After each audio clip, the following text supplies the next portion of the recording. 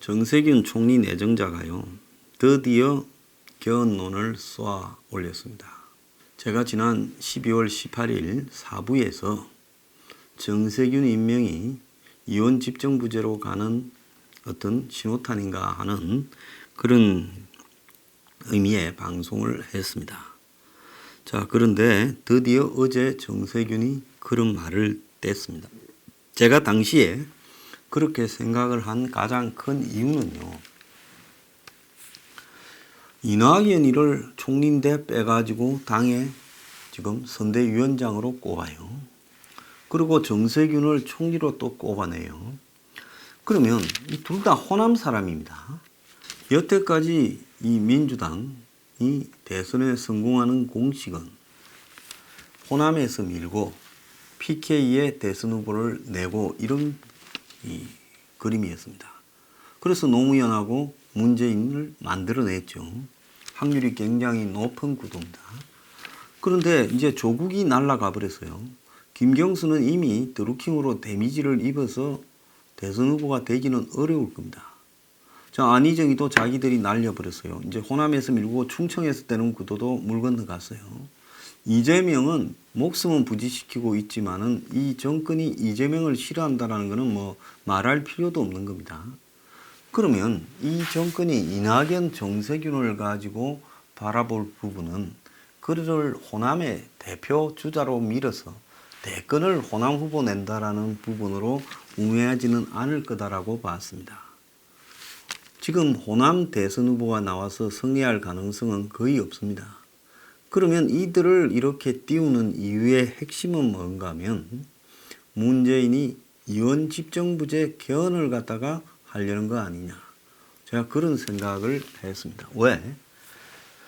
100% 승리할 수 있다면 대선에서 PK를 밀어도 좋지만은 이제 조국이라는 친구를 오랫동안 믿고 대선 주자로 만들어 왔는데 조국이 이제 누더기가 되어서 구속 기소가 되든 불기소 기소가 되든 조국은 이미 법원에서 범죄의 재질이 상당히 나쁘고 또 범죄 혐의가 소명이 되었다고 결론이 나버렸어요. 유재수 것만 해도. 또 가족 비리도 또 있고 울산에도 엮여들지 모릅니다. 그러면 조국이 날아가 버리면서 조국 스스로가 오랫동안 민정수석으로 있고 또 법무장관을 하고 이러면서 이제 PK에 후보 될 수 있는 사람을 다 없애버린 거예요. 그러면 결국은 이제 어떻게 되겠습니까? 조국이 날아가 버린 상황 속에서 문재인이 다시 PK 구도를 짜기보다는 이제 꽁 대신 닭이다라도 좀 하자. 이렇게 해서 결국 문재인은 이 이원 집정부제 개헌을 도모하는 겁니다. 그거는 뭔가 하면 한국에서 지금 자기들이 이번에 선거법을 바꿔갖고 준연동형 비례대표제를 관철시켜서 과반수가 넘도록 하고 이번 선거의 결과에서 자기들은 6대4가 나올 거라고 보고 있을 겁니다. 그러면 또 선거법 위반으로 한 20, 30명 이렇게 옷을 벗겨버리면 공수처 출범시키고요. 그러면 자신들이 한 3분의 2까지 갈 수도 있고 그래서 앞으로 좌파가 항상 우세한 이런 부분을 유지하면서 끌고 가면 결국은 남아있는 이 기간 동안에 자기 문재인의 임기 동안에 개헌을 해서 이원 집정부제로 바꿔버리는 거예요. 그래서 대통령은 형식상의 대통령으로 두고 실제로는 이 총리가 이렇게 권력 분점형으로 나라를 끌어가는 방식. 그리고 여기에는 이제 북한과 관련되는 국가연합이나 이런 내용도 좀 넣을 수 있겠죠.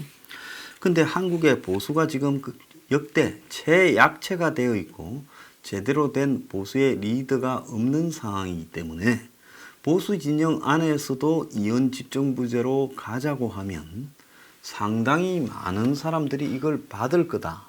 어차피 집권하기도 어려운 마당에 이원 집정부제를 통해서 권력의 한 축을 우리도 장관 자리 몇 개 차지하고 나눠 먹는 게 뭐가 나쁘냐. 이래 되면서 기성 정치권에는 이원 집정부제가 전반적으로 먹혀들 가능성이 크다라고 보는 겁니다. 그러면 문재인은 자기가 깜빵에 갈 우려가 없이 여러 정치 권력이 국가를 분점하는 상황이 벌어지고 전체적인 칼날은 좌파들이 주도하는 모양새를 띠게 되면 내가 임기에서 퇴임한 이후에도 깜빵 갈 일은 없이 내 세력이 탄탄하게 있어서 막아주지 않겠느냐. 그리고 이 전 정권을 사정하고 적폐청산으로 깜빵 보내고 하는 힘은 강력한 대통령제 하에서 노는데 이제 강력한 대통령이 없어졌는데 누가 날 깜빵에 보내겠다고 검찰을 부려서 이렇게 지시를 할 수 있겠느냐. 이제 검찰 힘도 다 빠지고 경찰이나 공수처로 분리되지 않았느냐.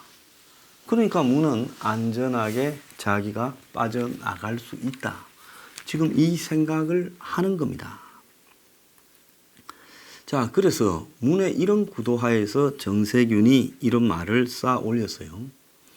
참고로 저는 원래 대통령주의자고 지금도 대통령제를 해야 된다고 생각을 합니다. 다만 지난 2017년 대선 때는 도저히 보수 진영이 이길 가능성이 없었기 때문에 안철수 진영이라도 좀 꼬드겨서 그래서 보수 진영이 이현집정부제 개헌을 내걸고 전체 문재인을 고립시켜서라도 좀 해보라고 그런 부분에 대해서 일시적으로 찬성한 바 있습니다. 지금은 어떤 생각이냐? 저는 지금도 이현집정부제는 이제 해서는 안 된다라고 생각을 분명히 하고 있습니다. 그럼 그때는 왜 그렇게 생각했냐? 그때는 대선에 그냥 붙어서 이길 가능성이 제로였고 문이 집권하면 이런 일이 벌어질 수 있다 생각했기 때문에 문을 막기 위해서라도 그런 부분에 대한 합의라도 하고 전체가 반문연대를 만들라 하는 입장에서 그런 걸 던졌습니다. 그렇지만은 그것은 반문연대를 관철시키기 위한 술수로서 이야기를 했던 부분이지 뭐 그걸 한다고 해서 진짜 이혼집정부제가 되기를 바라지는 않았습니다. 그러니까 지난 대선에 반문연대를 위해서 이혼집정부제를 일시로 미끼에 던진 것 외에는 저는 대통령 중심제로 가야 된다라는 확고한 생각을 가지고 있다. 그래서 이혼집정부제 론자들과는 다른 생각이다라는 것을 분명히 하고 오히려 개헌이라면 그런 이혼집정부제나 국가연합 이런 개헌이 아니라 민노총에 대한 해체 이런 부분을 내건 개헌이어야 된다 이렇게 생각을 합니다. 자, 그런데 정세균이가 지난 19일 한 강연에서 정치를 바꾸기 위해 헌법을 고치지 않으면 안 된다며 선거 제도를 가지고 극한 대립을 하고 있는데 이런 말을 해서 야권 여권이 저게 갑자기 뭔 소린가 하는 진입학에 몰두했습니다. 그 사람은 지난 2016년에 국회의장일 때 국회 개원사에서도 개헌은 가볍게 꺼낼 문제는 아니지만 누군가는 반드시 해야 될 일이라며 개헌의 필요성을 역설한 바 있습니다. 그래서 정세균이 총리가 되고 나면 반드시 개헌을 화두로 던질 거다라는 지금 시각이 팽배해져 있는데요. 정세균과 가까운 민주당 의원들은 개헌이 불가피하고 개헌을 화두로 던지는 것은 분명히 의미가 있다며 그 저변에는 지금 선거법, 공수처법 등으로 여야가 극한 대치하는 상황을 핑계 삼아요. 그래서 이런 여야의 극한 대치를 막으려고 걱정하는 국민의 여론을 등에 업고 내년 총선을 치르고 나면 그 이후에 곧바로 개헌 정국으로 돌입하는 게 아니냐. 지금 그런 추정이 나오고 있습니다. 그래서 준연동형 비례대표를 근간으로 하는 선거법 개편안 자체가 개헌 논의를 촉발시킬 수 있다는 거죠. 그래서 이것은 양당 제도보다 준연동형 비례대표라는 것은 편법을 쓰지 않으면 소수 정당들이 일정하게 의석을 가져가는 그런 다당제 구도로 또 내각제 요소를 담고 있는 개헌으로 가는 징검다리가 될 거다. 그러니까 정의당 같은 저런 정당에게 의석을 보장해 주면서 1당 2당 체제가 아니라 그야말로 1당과 그의 위성정당, 따까리 정당 비슷한 것들이 옆에 들어서면서 그야말로 정치적으로 다당제를 가하면서 그 이제 앞으로 총선이 끝나고 나면 개각을 하면서 정의당 출신이나 뭐 평화당 출신이나 그 바른미래당 출신들을 이제 장관 자리로 하나씩 넣어주고 그렇게 하겠죠. 자, 그래서 문재인이 작년에 개헌 바람을 엄청 잡았죠.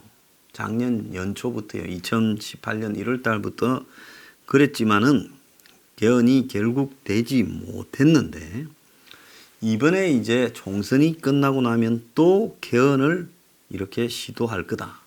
그래서 이번 2020년 4월 총선과 그리고 2022년 5월 대선 사이가 개헌의 골든 타임이다. 이렇게 본다는 겁니다. 그래서 대선에 한 1년 안으로 접어들면 개헌 추진하는 동력이 사라지고 대선 구도가 짜여지기 때문에 지금 총선이 끝나고 나면 2020년 4월부터 2021년 한 5월까지 1년 조금 넘는 기간 동안에 그야말로 개헌이 아주 광범위하게 여야를 넘나들면서 제시될 거다. 이렇게 보는 겁니다. 자, 그래서 이번 총선에서 한국당을 비롯한 보수 진영이 전반적으로 깨져버리면 이제 보수에서 힘이 빠지게 될 겁니다. 그리고 절망감이 패배하게 되겠죠. 자, 그럴 때는 보수 진영 내부에서도 개헌을 하자라는 이야기가 나올 겁니다. 대선 해봤자 질 건데 그럴 바에야 개헌, 이원집정부제 개헌에서 여야가 지금처럼 대치하는 정국이 아니라 그냥 각자가 서로 좀 나눠먹는 야당이 없는 그런 정치를 하는 게 낫지 않겠냐. 지금 그런 생각을 한국당에서도 상당히 할 수 있죠. 자, 그래서 민주당이 6대4 정도로 총선을 이기면 180석을 얻습니다. 그러면 결국은 한국당에서도 몇십 명이 가세하게 된다면 개헌이 가능할 거라고 보고 있다는 겁니다. 그래서 문이 지금 가면 갈수록 어쨌든 이번에 검찰하고의 관계가 어떻고 공수처를 통과시키고 어떻든 간에 힘은 빠질 거고 그럼 힘이 빠지는 문은 결국은 계속 개헌을 시도할 거다.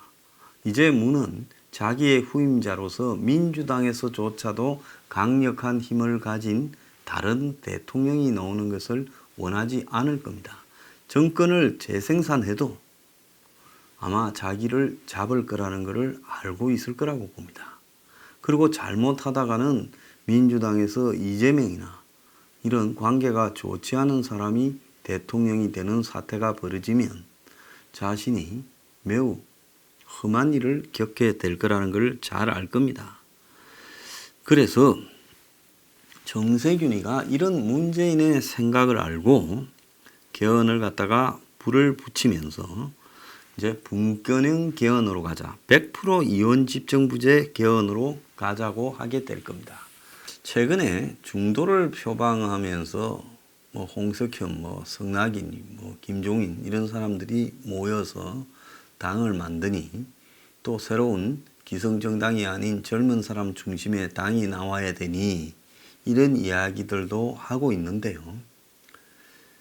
제가 봤을 때는 그것도 또한 앞으로 이원집정부제 개헌 구도가 짜여졌을 때 그걸 갖다가 이제 추동하기 위한 어떤 조직체로 갈 가능성이 크고요. 또 그 MB 진영에서 얼마 전에 띄운 조직체도 개헌을 하는 쪽으로 움직일 가능성이 많다고 보고 있습니다. 그래서 아마 조만간에 우리 사회 여기저기에서 범여권뿐만 아니라 범야권에서도 개헌 세력들이 이제 호응을 하면서 전체적인 분위기가 총선이 끝나고 나면 곧바로 개헌 분위기를 띄우는 쪽으로 가게 될 거다. 자, 이런 속에서 국민들은 여야 대결의 의식이 희박해지고 그야말로 범좌파들이 전국을 주도해 가면서 그리고 약해져 버린 이 보수 우파 진영에서 이 이원 집정부제 개헌에 호응해 가는 부분은 결국은 북한과의 통일 이런 부분에 대한 지금 북측으로부터의 모종의 쇼가 또 나오지 않겠습니까? 그런 부분에 대한 이용되는 그런 구실을 줄 수 있고요. 또 한편으로는 지금 대한민국의 부패를 가속화시키면서 일어난 부패에 대한 척결을 못하도록 막는 것일 수 있어요. 저는 이렇게 국가 운영을 부패하게 하고 더 나아가서 자의적으로 지 맘대로 해놓고 처벌받지 않겠다고 개헌을 통해서 빠져나가려고 하는 문재인의 구도, 그리고 개헌을 통해서 북을 끌어들이려고 하는 구도에 대해 절대로 반대하고요. 제가 과거에 반문연대의 구실로서 이원집정부제 개헌을 한때 이렇게 지지한 적이 있었지만 그때는 반문연대가 실패했기 때문에 이제는 그런 부분은 있었으면 안 된다. 그때는 반문연대를 해서 대선에 이겨보자고 그런 제안을 했던 겁니다. 그런데 이제는 뭐 문이 지 하고 싶은 대로 하고 있는데 원래 제가 가졌던 생각대로 분명하게 개헌은 안 된다. 이원집정부제는 절대 불가하다. 보수가 아무리 어렵더라도 언젠가 승리할 그날을 생각하면서 꿋꿋이 이 모든 부분에 제대로 처벌하고 제대로 밝히는 그런 날이 와야 된다. 적당히 개헌을 통해서 빠져나가려고 하는 부분을 용납해서는 안 된다는 겁니다.